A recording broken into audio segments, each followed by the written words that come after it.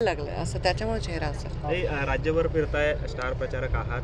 काय वातावरण पाहायला मिळतं राज्यभरामध्ये? राज्यभरामध्ये अत्यंत चांगलं वातावरण आहे.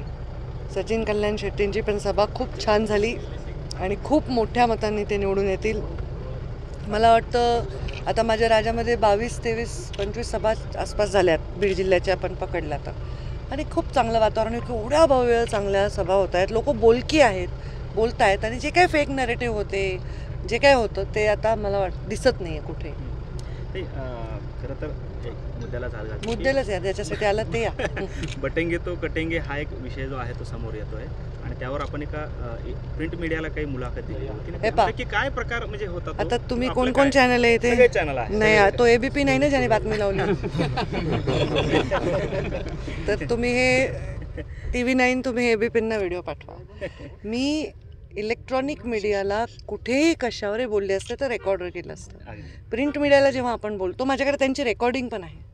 त्यांनी मला असं विचारलं, तुमचे कोणते नेते तुमच्या पक्षातले असं म्हणाले, तर तुमचं त्याच्यावर काय मत आहे? तर म्हटलं त्यांच्या मताशी मी सहमत असायचं कारण नाही. बरोबर. मी कुठेही असं म्हणले नाही, आयुष्यात म्हणणार नाही. मी एक सिरियस लीडर आहे. पण तुम्हाला किंवा काही लोकांना एक सवय आहे, माझा चांगला प्रचार चालला आहे, मी सगळीकडे फिरते, मग ते कसं थोडंसं त्रास होणारच ना. मग ते अशी बातमी लावली की पंकजा मुंडे म्हणतायत की मी भाजपच्या मताशी सहमत असण्याची गरज नाही.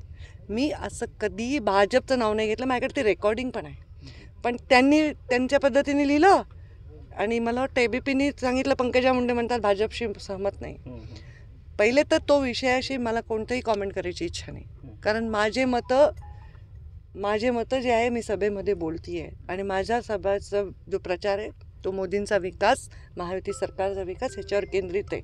मी आत्तापर्यंत जीवनामध्ये 10,000 भाषणं केली असतील, ते ऐका ना तुम्ही. परंतु असं मी भाजपच्या मताशी सहमत नाही असं मी कधीही बोलले नाही.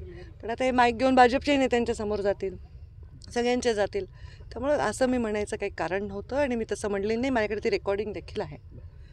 खरं तर ह्याच विधानावरून सुप्रियाताई असं म्हणतात की मी आता त्याच्यावर मी काय आता टॉक शो करू शकत नाही.